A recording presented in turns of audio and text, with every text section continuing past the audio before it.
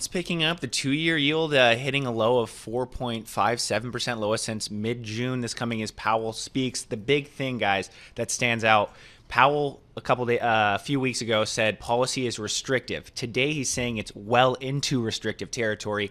Investors that I've been talking to, reading between the lines, taking that a bit more dovish than he has been. So not completely going full dove, Molly, but does seem like he's indicating more that maybe we are going to see rates peter out and maybe not see the massive cuts. I can't help sometimes but just have to roll my eyes at people's, like, the traders' interpretation of the Fed speak. It's Mad Libs. Well, we're literally hanging on the removal or addition of one word. But I will say that Powell's been very clear and he's delivered. That's why I think it's interesting that the market's right now pricing in 5 cuts this year when Powell has continued to beat the drum that higher for longer is here and they're not considering cuts anytime soon.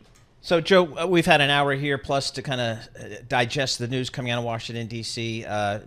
Representative Santos from New York expelled from the House of Representatives. Yeah. What are you kind of hearing from your sources down in D.C., in the last hour or so? Well, I find it compelling that a majority of Republicans voted to keep him. Yeah. When we spoke earlier, I hadn't seen the breakdowns yet, but a majority of the Republican conference voted not to expel George Santos. So I'm not sure what that means for the narrative of this is the principled party that did what needed to be done. I see what you're saying. The entire leadership voted to keep him. And look, we got through this before a little bit. Lawmakers see a precedent being set here. He's not been convicted of anything.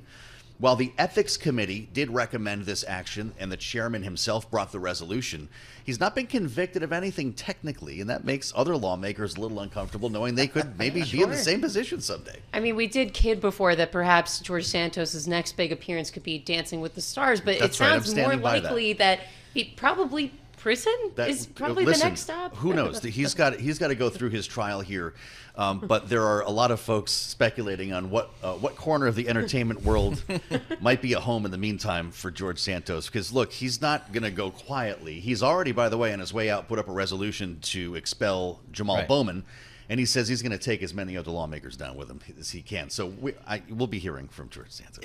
Joe, I mean, the Republicans in the House only had a 4-seat.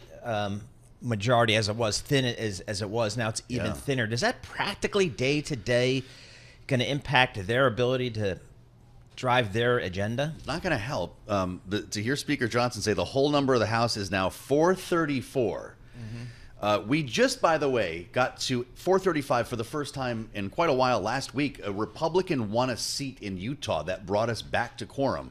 So now that this has happened, we're just kind of back to where we were a couple of weeks ago. The fact is, I mean, 4 seats is nothing, and this technically doesn't make much of a difference. It's barely a majority. Just to come back to the Mad Libs discussion, a.k.a. interpreting Fed speak, Bailey, so, we had Vince Signorella on before, on our chief macro strategist here at Bloomberg, and he was saying to us that what traders were also really hanging on to was this word if in the Powell statement. So the full sentence, to take the full context here, is that Powell said, we are prepared to tighten policy further if it becomes appropriate to do so. Is that another word that your traders getting hung up on? That is one, but I will say it's been well kind of expected that the Fed is done. And we've seen rates implying that. So I think, to your point and kind of Vince calling it out, that if word, not a big if, but they're done. You got to keep the optionality. Exactly, and that's the big thing, and that's what Powell's messaging from the start has been, is keeping all doors open and not really trying to cheer on the market, and just calling out right now, 2-year on pace for its largest drop since on a weekly basis since mid-March. So, hey Joe, just remind us, Joe, kind of how the next steps are going to work here in terms of, I guess, calling for a special election and all that. It happens pretty quickly, right? Yeah, this is going to be up to Kathy Hochul. There will be a special election. She's got, if I remember correctly here, it's 10 days after the ouster to announce the election, and then it'll have to be held within 70 to 80 days.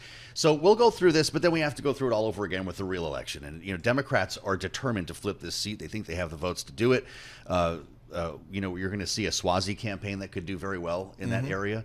But Kathy Hochul will make the first move here, and I suspect we'll hear from her in the coming days.